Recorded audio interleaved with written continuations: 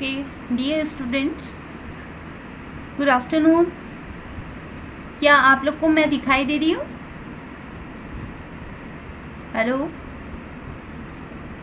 कोई मुझे बताइए सदा। No ma'am. नहीं दिख नो रहे मैम, हैं? नहीं दिख रही। No ma'am.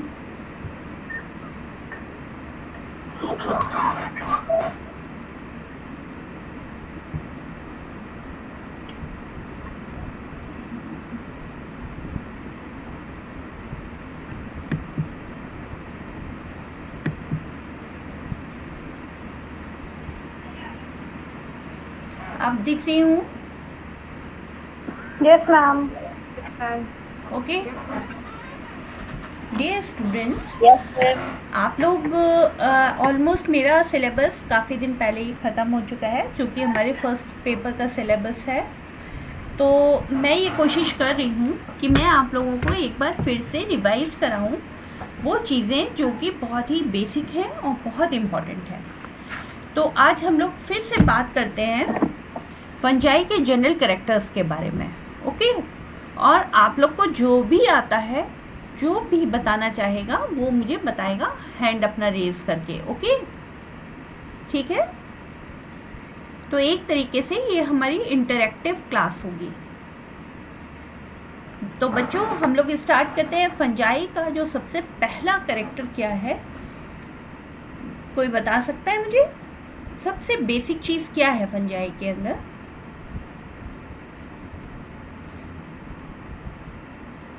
आप लोग को आवाज़ सुनाई दे रही है मेरी? मुस्कान, आपको मेरी आवाज़ यस सुनाई दे रही मैम। है? ओके, तुम लोग आंसर नहीं यस करना मैम। चाहते क्या? चलो ठीक है, मैं ही क्वेश्चन करूँगी, मैं ही आंसर भी बताती हूँ। तो ऐसा है बच्चों कि फंजाई एक ऐसे प्लांट्स हैं जिनके अंदर बिल्कुल भी क्लोरोप्लास्ट नहीं होता है, क्लोरोफिल नहीं होता है। अब क्लोरोफिल की एब्सेंस की वजह से ये सारे वो प्लांट्स हैं जिनके अंदर ग्रीन कलर नहीं है और वो ऑटोट्रॉफिक नहीं है। अभी तक जब भी हम लोग आईज बंद करेंगे और प्लांट्स के बारे में एक इमेजिन करें, तो हमारे दिमाग में एक ऐसी इमेज आती है, एक पौधा जिसके अंदर रूट है, स्टेम है, लीव्स है, फ्रूट है, फ्लावर है, ऐसा ही होता है ना। लेकिन यहाँ पर फंजाई के अंदर ऐसा कुछ भी नहीं है, ठीक। तो उनका जो प्लांट की सेल का स्ट्रक्चर है, यानी कि जो फंजाई का सेल का स्ट्रक्चर है वो प्लांट सेल से रिसेंबल करता है, इसी वजह से उसको हम लोग प्लांट्स की कैटेगरी में रखते हैं। तो प्लांट्स की कैटेगरी में तो आ गए हम, लेकिन अब यहाँ पर बाकी चीज़ें तो बाकी प्लांट से इसलिए डिफरेंट है क्योंकि वहाँ पर तो क्लोरोफिल ही नहीं है। तो सबसे बेसिक चीज़ फंजाई के अंदर है कि these are achlorophyllous plants. सबसे पहले आपसे कोई पूछेगा कि फंजाई का बेसिक फीचर्स आप बताएंगे, तो आप बताएंगे कि फंजाई वो प्लांट्स हैं जिनके पास क्लोरोफिल नहीं होता। दूसरी बात, इनकी प्लांट बॉडी के अंदर रूट, स्टेम एंड लीव्स का कोई कैटेगराइजेशन नहीं होता। क्या नहीं होता? रूट, स्टेम एंड लीव्स का कोई कैटेगराइजेशन नहीं होता, जिनकी वजह से इनकी प्लांट बॉडी को हम क्या कहते हैं? थैलस। तो what is a thallus? Thallus is a bag-like or sac-like structure in which there is no classification of root, stem and leaves. अच्छा, चलिए यहाँ तक की बात हो गई। अब ये जो फंजाई होते हैं ये कॉस्मोपॉलिटन होते हैं। कॉस्मोपॉलिटन का मतलब होता है कि सर्वव्यापी, मतलब कोई भी ऐसी जगह नहीं होगी जहाँ पर कि फंगल स्पोर्स या फंजाई ना मिले। ओके, तो ये कॉस्मोपॉलिटन है। हमारे रूम में, हमारे लैब में, हमारे क्लासरूम में, हमारे आसपास की हर जगह पर फंजाई मौजूद है, ठीक है। फंगल स्पोर्स, रोशनी, हाँ बेटा आपके यहाँ से आवाज़ आ रही है। तो क्या होता है कि ये एकदम हर जगह प्रेजेंट रहते हैं। तभी तो देखिए, जब बरसात के मौसम में आप लोगों ने कभी घर में ऑब्जर्व किया है कि जो हमारे अचार, जैम, जेली, मुरब्बे हैं वो सारे बरसात के मौसम में ही ख़राब क्यों होने लगते हैं? कि ये जो फंगल स्पोर्स हैं ये हर जगह मौजूद हैं, और जहाँ पर भी इनको सूटेबल टेम्परेचर, सूटेबल सारी चीज़ें मिलती हैं, सूटेबल एटमॉस्फेयर मिलता है, वो वहीं पर जर्मिनेट करने शुरू कर देते हैं। तो जब बरसात का मौसम होता है और अचार में थोड़ा सा मॉइस्चर हो जाए और वो खुला रह जाए और उसमें फंगल स्पोर्स पहुंच जाते हैं, तो फिर वो वहाँ पर जर्मिनेट करना शुरू कर देते हैं और आपके अचार, जैम, जेली सब ख़राब होने लगते हैं। आपके जो लेदर है, लेदर भी अब ये क्या है कि डेड और डिकेइंग ऑर्गेनिक मैटर पर ही ग्रो करेंगे। जैसे कि अचार, जैम, जेली, मुरब्बे सारे की फ्रूट से मिलकर, फ्रूट से ही बनाए जाते हैं। और जो आपके क्लोथ्स हैं वो भी कॉटन के हैं, और जो आपके शूज़ हैं, लेदर बैग्स हैं, वो सारे किसी एनिमल की स्किन से बने हुए हैं। तो क्या है कि ये सारे ऐसी चीज़ें हैं जो किसी लिविंग बॉडी से ही हमको मिली होती हैं। तो इसके ऊपर ये फंगस बहुत अच्छे से ग्रो करने लगती हैं। अब ये फंगस वहाँ पर ग्रो करती हैं और अच्छे से फैलने लगती हैं। तो फंगल बॉडी जो है, जो फंगस की प्लांट बॉडी है, वो उसको हम क्या कहते हैं? माइसीलियम या हाइफा या हाइफी। हाँ, तो हाँ, हाइफा एक सिंगुलर होता है तो हम हाइफा बोलेंगे, हाइफी बोलेंगे अगर कई के बारे में बात करें। और माइसीलियम पूरा नेटवर्क होता है, उसके लिए यूज़ करते हैं। पर तीनों बेसिक जो चीज़ है वो सेम चीज़ है, जिसको कि हम अलग अलग नामों से बुला रहे हैं। ओके, तो फिर अब ये क्या होता है कि ये जो फंगल माइसीलियम है ये दो तरह का हो सकता है। या तो ये एक्टोट्रॉफिक हो सकता है या एंडोबायोटिक या एक्टोबायोटिक, यानी कि एक लिविंग बॉडी के बाहर से उससे फूड डिराइव कर सकता है या अंदर से फूड डिराइव कर सकता है। तो जो अंदर इन्फेक्शन करके ग्रो करते हैं उनको हम कहते हैं एंडोबायोटिक। देखो बच्चों, मैं हमेशा आप लोग को बताती हूँ, कोई भी वर्ड बिना मतलब का नहीं होता है। मतलब जो किसी वर्ड को नाम दिया गया है, किसी कैरेक्टर को नाम दिया गया है, उसको उसके कैरेक्टरिस्टिक के अकॉर्डिंग ही तो दिया गया है। जैसे एंडो यानी कि अंदर, बायोटिक यानी लिविंग बॉडी के अंदर, है ना। एक्टोबायोटिक यानी कि लिविंग बॉडी के बाहर रह के वो उस पर इन्फेक्ट कर रहा है ना। एक तो ये चीज़ होगी कि ये एंडोबायोटिक हो सकता है या एक्टोबायोटिक हो सकता है। और दूसरी एक और चीज़ है कि मैंने आप लोग को बार बार बताया है कि अगर उसके पास क्लोरोफिल नहीं है तो वो क्या है? हीटरोट्रॉफिक है। और किसी भी लिविंग बॉडी को जो भी हीटरोट्रॉफिक होगी उसको अपनी ग्रोथ के लिए, अपनी लाइफ के लिए उसको क्या चाहिए? फूड चाहिए। अब फूड एक बेसिक नीड है किसी भी लिविंग ऑर्गेनिज्म के लिए, और फंजाई भी एक लिविंग ऑर्गेनिज्म है और वो अपना फूड खुद सिंथेसाइज नहीं कर पा रहे हैं, इसलिए उनको फूड की जो ज़रूरत होगी वो उनको कहाँ से मिलेगा? दूसरे लिविंग ऑर्गेनिज्म से। अब ये दूसरे लिविंग ऑर्गेनिज्म से फूड लेने के लिए क्या करेगी कि ये उनसे अलग अलग तरीके से एसोसिएट होगी, अलग अलग तरीके से रिलेशनशिप बनाएगी। ये दूसरे जो लिविंग ऑर्गेनिजम्स हैं उनसे 3 तरह की रिलेशनशिप बनाती है। देखिए, फंजाई की जब हम बात करते हैं या ऑलमोस्ट फर्स्ट पेपर के सभी मेंबर्स जो कि हैं फंजाई,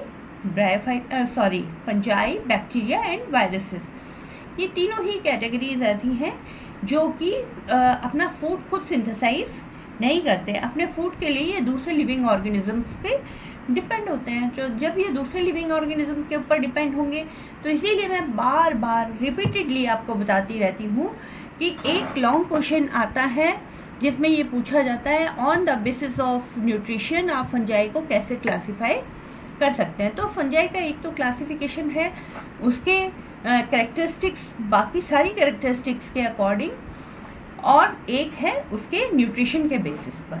तो फंजाई को उसके न्यूट्रिशन के बेसिस पे हम 3 कैटेगरीज में डिवाइड कर सकते हैं। सबसे पहली बात तो फंजाई हीटरोट्रॉफिक ऑर्गेनिजम्स हैं या हीटरोट्रॉफिक प्लांट्स हैं। ये अपने फूड के लिए दूसरे लिविंग ऑर्गेनिजम्स या दूसरे प्लांट्स के ऊपर डिपेंडेंट होते हैं। ये उनसे 3 तरह के रिलेशनशिप्स बनाते हैं। Either they may be parasite, they may be saprophyte और दे मे बी सिम्बायोंट। अगर कोई भी फंजाई किसी दूसरे लिविंग ऑर्गेनिज्म, लिविंग प्लांट के ऊपर डिपेंडेंट है और उससे अपना नरिशमेंट ले रही है और उसके अंदर डिजीज़ कॉज कर रही है, तो वो क्या है? मोस्टली पैरासाइट है। पैरासाइट्स का काम ही ये होता है बेटा कि वो अपने आप अब तो अपना फूड सिंथेसाइज नहीं कर सकते हैं, और लेकिन दूसरे किसी लिविंग ऑर्गेनिज्म से फूड उसका ले लेते हैं। जब वो उससे न्यूट्रिशन लेते रहते हैं तो फिर वो उसमें अलग तरीके के सिम्टम्स डेवलप करते हैं और डिजीज़ कॉज करते हैं। तो फिर उसके बाद आप दूसरी कैटेगरी पे आ जाइए, सैप्रोफाइट। सैप्रोफाइट वो होते हैं जो कि किसी डेड लिविंग ऑर्गेनिज्म बॉडी पर डिपेंड करेंगे, मतलब ऐसे किसी लिविंग ऑर्गेनिज्म की डेड बॉडी पर डिपेंडेंट करेंगे, या जो कभी जिंदा था और आज मतलब जिंदा नहीं रहा है। जैसे कि किसी प्लांट की वुड है, तो प्लांट क्या था, कभी जिंदा था लेकिन आज वो जिंदा नहीं है और उससे हमने उसकी लकड़ी काट कर अपनी टेबल का फॉर्मेशन कर दिया। लेकिन ये जो टेबल है, ये जो और भी लकड़ी की बनी हुई चीज़ें आप देखते हैं बरसात के मौसम में, अगर उसको मॉइस्चर मिल जाता है और वो सड़ गल रही है, कहीं पे बाहर पड़ी हुई है, तो क्या होता है, उसमें छोटे छोटे कुकुर मुत्ते जैसे निकलने लगते हैं। तो ये क्या है, फंजाई है। और ये क्या है, सैप्रोफिटिक फंजाई है। ये सैप्रोफिटिक फंजाई उस पे भी मिल रही है, आपके अचार जैम जाली मुरब्बे पे, आपके कॉटन क्लोथ्स पे मिल रही है, लेदर के बैग्स पे मिल रही है, आपके शूज़ पे मिल रही है। ये सब क्या है, जो डेड फंजाई है, सॉरी डेड ऑर्गेनिज्म की बॉडी है, उस पर ये फंजाई ग्रो कर रही है। और एक तीसरी कैटेगरी यानी कि सैप्रोफिटिक रिलेशनशिप।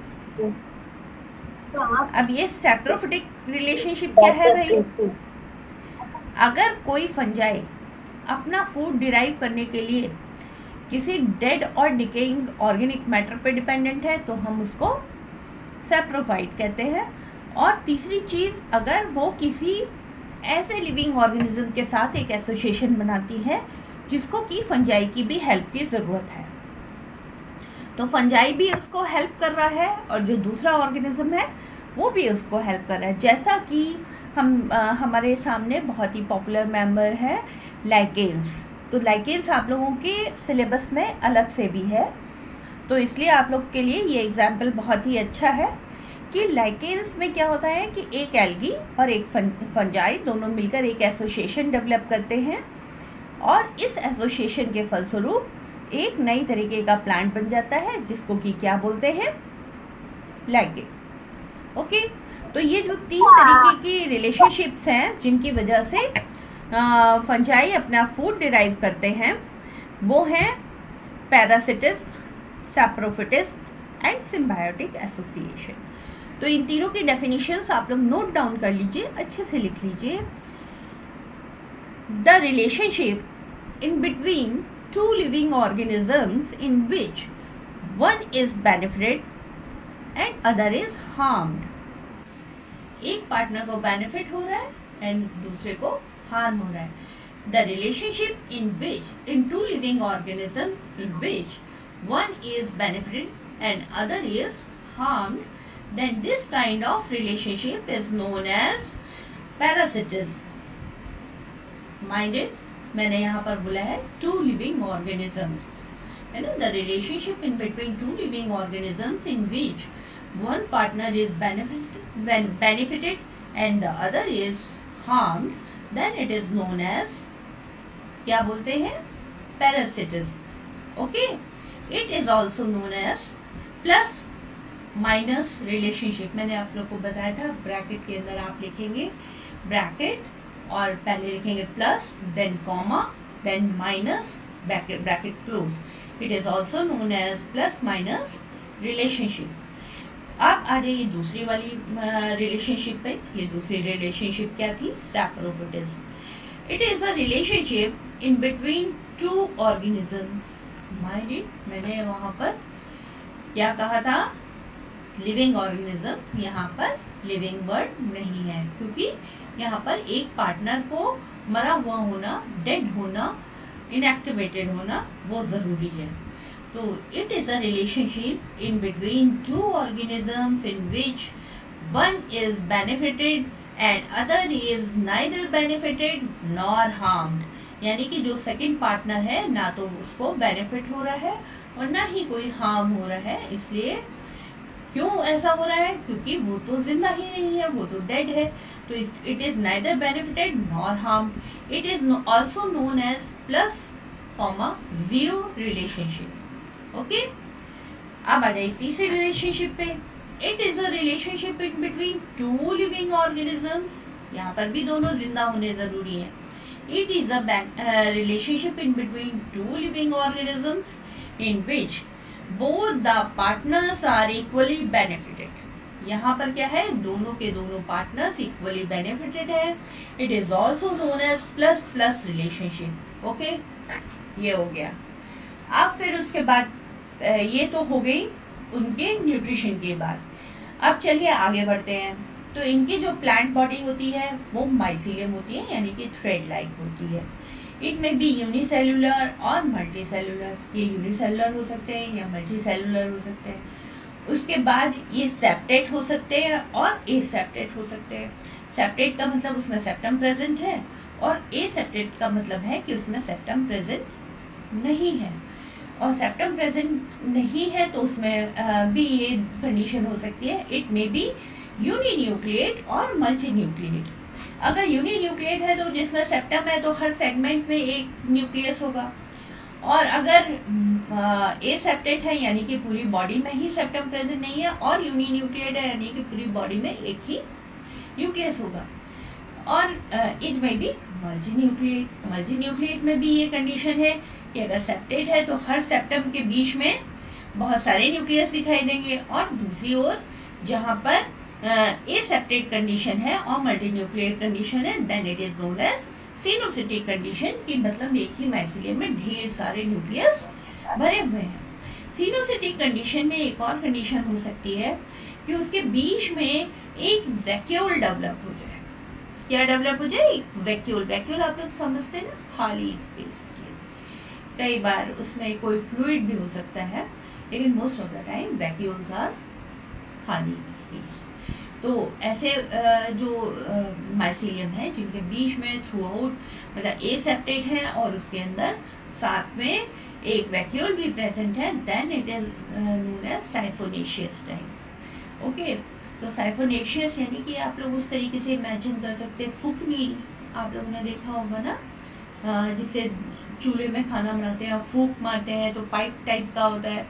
तो उसी टाइप का के बीच में हॉलो है, पाइप है, और उसकी जो पूरी बॉडी है वो जितने न्यूक्लियस हैं साइटोप्लाज्म है वो जहाँ पे उसका मेटल का बना हुआ है वहाँ पर है सब। तो इट में बी यूनिन्यूक्लिएट और मल्टी न्यूक्लिएट, सेप्टेट और एसेप्टेट। अगर सेप्टेट है तो दो तरीके के सेप्टम हो सकते हैं। एक सिंगल पोर सेप्टम हो सकता है, मैंने आप लोग को बताया है, बोर्ड पर बनाकर भी उस दिन बता रही थी कि सिंपल पोर सेप्टम होता है, और एक डॉली पोर सेप्टम होता है। जो डॉली पोर सेप्टम होता है उसमें पोर के दोनों तरफ ब्रैकेट लाइक स्ट्रक्चर ऐसे फूला हुआ आपको दिखाई देगा। जो सेप्टम के बीच में छेद है उसके दोनों तरफ आपको ब्रैकेट जैसी चीज कुछ दिखाई देगी। It is known as dolipore pore septum. ठीक है, अब ये सेप्टम और ये बात हुई। फिर उसके बाद इसमें एक खास बात होती है कि जो स्पोर्स का फॉर्मेशन कैसे होता है, एसेक्सुअल स्पोर्स का फॉर्मेशन। आप लोग जानते ही हैं कि प्लांट्स में जो रिप्रोडक्शन है वो तीन तरीके से हो सकता है। इट में बी वेजिटेटिव रिप्रोडक्शन, इट में बी एसेक्सुअल रिप्रोडक्शन, इट में बी सेक्सुअल रिप्रोडक्शन। तो जो एसेक्सुअल रिप्रोडक्शन है उसमें क्या होता है कि जो साइटोप्लाज्म है किसी भी माइसीलियम का, वो सीधे के सीधे स्पोर्स में कन्वर्ट हो जाए तो हम उसको कहते हैं asexual reproduction without formation of any type of gonads. मतलब वहाँ पे कोई भी गोनेड्स का फॉर्मेशन नहीं हो रहा है और सीधे के सीधे साइटोप्लाज्म किस में कन्वर्ट हो रहा है, स्पोर में कन्वर्ट हो जा रहा है, तो हम उसको कह रहे हैं एसेक्सुअल रिप्रोडक्शन। और अगर पूरा का पूरा साइटोप्लाज्म स्पोर्स में कन्वर्ट हो जाए तो हम उसको क्या कहेंगे,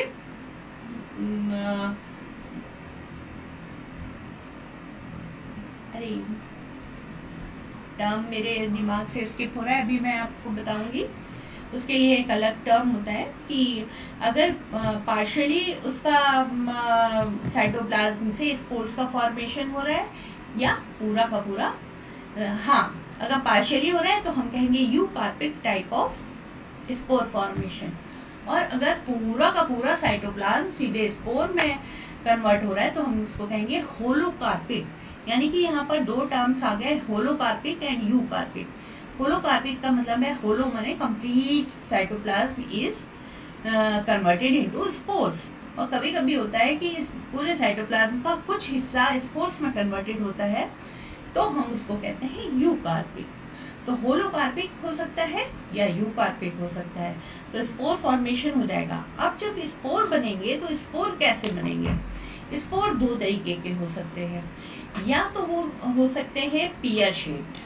पियर शेप्ड आप लोग समझते हैं ना, ऐसे बूंद का जैसा हम लोग शेप बनाते हैं, नीचे से ब्रॉड ऊपर से पतला, ऐसे है ना, ऊपर से पॉइंटेड और नीचे से ऐसे। तो ये जो बूंद का शेप होता है वो पियर शेप्ड कहलाता है। तो उसमें ऊपर फ्लैजिला होते हैं, और दूसरा शेप है kidney shape. Kidney shape same के बीज के आकार के।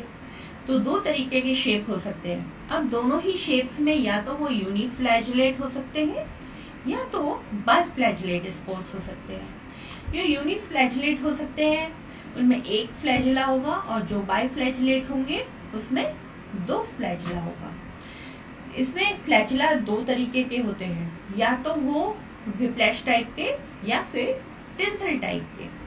तो विप्लैश टाइप के और टिंसल टाइप के दोनों फ्लैजिला अगर एक एक होते हैं तो वो भी बाइफ्लैजिलेट कंडीशन में बहुत ही एक कॉमन कंडीशन है फंजाई के अंदर, कि उसमें दो फ्लैजिला होते हैं, और एक फ्लैजिला जो है विप्लैश टाइप का होता है और एक फ्लैजिला टिंसल टाइप का होता है।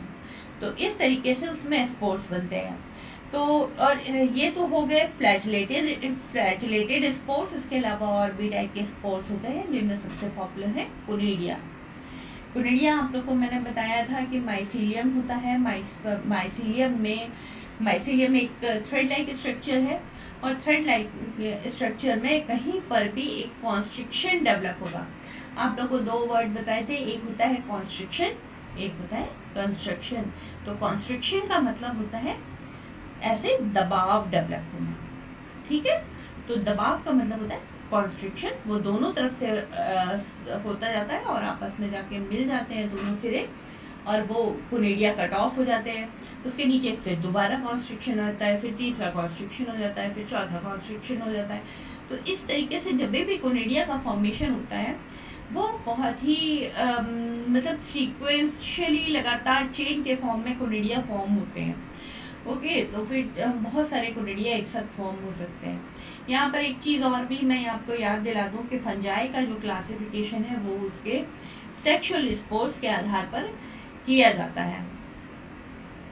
आपको अभी अभी बता रहे थे ना कि फंजाई के अंदर बहुत तरीके के स्पोर्स मिलते हैं और 3 तरीके का रिप्रोडक्शन होता है। तो जो अभी हम बात करते हैं वो एसेक्सुअल स्पोर्स की कर रहे थे। जब हम लोग सेक्सुअल स्पोर्स में आते हैं तो सेक्सुअल स्पोर्स में कैसे इसमें स्पोर्स बन रहे हैं उसी पे डिपेंड करेगा कि फंजाई का जो ग्रुप है वो कौन सा ग्रुप है।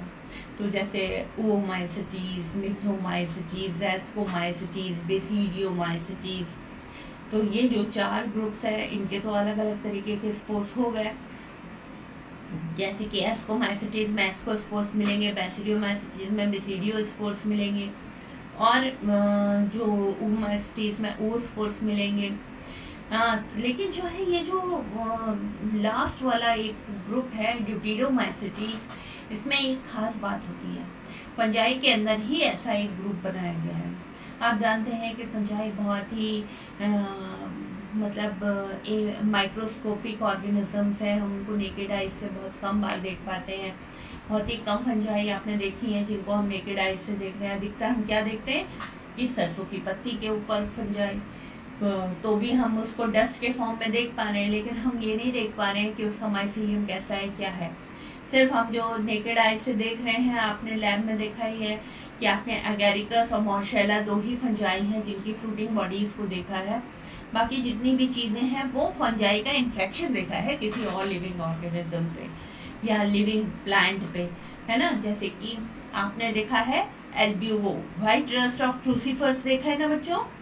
तो व्हाइट रस्ट ऑफ क्रूसीफर्स आपने देखा है कि एल्ब्यूगो का इन्फेक्शन मस्टर्ड लीफ के ऊपर है ना। आप लोगों ने पक्सीनिया का इन्फेक्शन देखा है, तो पक्सीनिया को देखा है आपने वीट के ऊपर, है ना। और आपने अस्टिलैगो का इन्फेक्शन देखा है, आप लोगों ने देखा है अस्टिलैगो को वीट के और बार्ली की बालियों पर, यानी उसके इन्फ्लोरेसेंस पे, उसके स्पाइक्स पे, है ना। तो जितनी भी आप फंगल बॉडीज को देख रहे हैं, तो आप नेकेड आइज से उनको नहीं देख पा रहे हैं, इनफैक्ट आप उनका इन्फेक्शन किसी दूसरे प्लांट के ऊपर देख रहे हैं।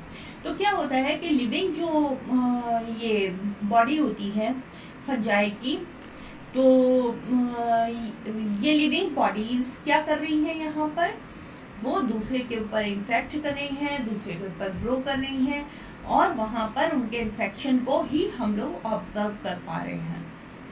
तो जब हमें किसी की लिविंग बॉडी का सेक्सुअल स्पोर्स नहीं पता है, तो हम क्या करेंगे, हमने कोई फंगस खोज ली, हमें पता चला कि ये एक नई फंगस है और हमने उसको नाम दे दिया, ठीक है। जैसे हम एक फंगस है अभी भी ऑर्जिनेरिया, अभी भी वो ड्यूबिरोमाइसीट्स के मेंबर है, तो ऑर्जिनेरिया को हम लोग ने सपोज करिए खोजा, और हम लोगों ने बताया कि एक ये नई फंगस है जिसके स्पोर्स जो है इस तरीके के होते हैं, यानी कि वो तो ए सेक्शुअल स्पोर्स ही पता चल रहे हैं अभी, तो हमें सेक्शुअल स्पोर्स नहीं पता है, तो उसके स्पोर्स ऐसे होते हैं और माइसीलियम ऐसा होता है, ये सब हम लोग बता रहे हैं, लेकिन हमें उसके सेक्शुअल स्पोर्स पता ही नहीं है।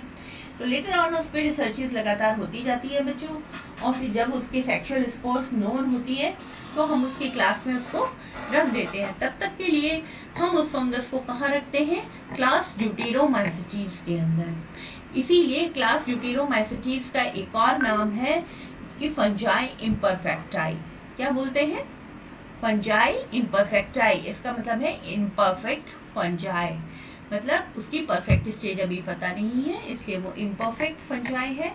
और इम्परफेक्ट फंजाई को हम कहाँ रखते हैं, क्लास ड्यूटेरोमाइसीट्स के अंदर। और जैसे ही उसकी सेक्शुअल स्टेज पता चलती है, हम उसको वापस उसकी क्लास में उसकी पोजीशन के अकॉर्डिंग पहुंचा देते हैं। तो ठीक है, आज की क्लास के लिए आप लोग का टाइम ओवर हो रहा है। आप लोग सब लोग अपना नाम और अटेंडेंस उसमें डाल दीजिए ग्रुप में। कोई बच्चा स्क्रीनशॉट लेके भी डाल दे, वैसे मैं ले रही हूँ, पर आप लोग भी अपनी साइड से उसका स्क्रीनशॉट लेके वहाँ पर डाल दीजिए बच्चों। ओके, मैं आप लोग की अटेंडेंस लगा दूंगी। और आई होप कि आज की क्लास से आप लोगों ने काफ़ी कुछ फंजाई के स्पेशल कैरेक्टर्स को समझा होगा, जनरल कैरेक्टर्स को समझा होगा। तो बच्चों एक बार तो अपनी शक्लें दिखाओ पर भाई, सब लोग अपने कैमरा ऑन करो भाई, मुझे दिखाओ अपनी शक्लें। सब लोग को समझ में आया? Yes, ma'am. Yes, ma'am. और अभी भी आपको कोई भी स्ट्रक्चर या किसी में भी कोई प्रॉब्लम हो, तो बच्चों टीचर से शर्माने की जरूरत ही नहीं है। आप लोग एक बार नहीं बार बार पूछिए, लेकिन एग्जाम में अच्छा करके आना है, ठीक है। तो अभी जो भी प्रॉब्लम्स है अभी आप पूछते रहिए, और कीप ऑन लर्निंग और कीप ऑन वॉचिंग वीडियोस। तो मेरे वीडियोस आप देख देख के उससे सीखते रहिए, और अगर कुछ समझ में नहीं आता है तो क्लास में हम लोग तो कल से अवेलेबल रहेंगे, कल से नहीं, होली के बाद से। ओके, तो कल भी हम लोग क्लास लेंगे। देखते हैं, मैं जिस समय भी फ्री होंगी बेटा, उस समय मैं उसके 2-3 घंटे पहले से आप लोग को इन्फॉर्म कर दूंगी, मीटिंग का आईडी डाल दूंगी, उस समय मिलते हैं फिर। ओके, आजकल मेरी एक फाइटोपैथोलॉजिकल सोसाइटी है, इंडियन फाइटोपैथोलॉजिकल सोसाइटी, तो मैं उसकी कॉन्फ्रेंस चल रही है, तो उसके अकॉर्डिंग अभी भी मेरा दूसरी भी मीटिंग चल रही थी मोबाइल पे, तो इस वजह से कनेक्ट होने में प्रॉब्लम आई। तो चलो ठीक है, फिर कल मिलते हैं। ओके, और कल के बाद फिर आप लोग की होली की छुट्टी रहेगी, ठीक है। Bye bye. Bye, ma'am. Bye, ma'am. Bye. Bye, ma'am.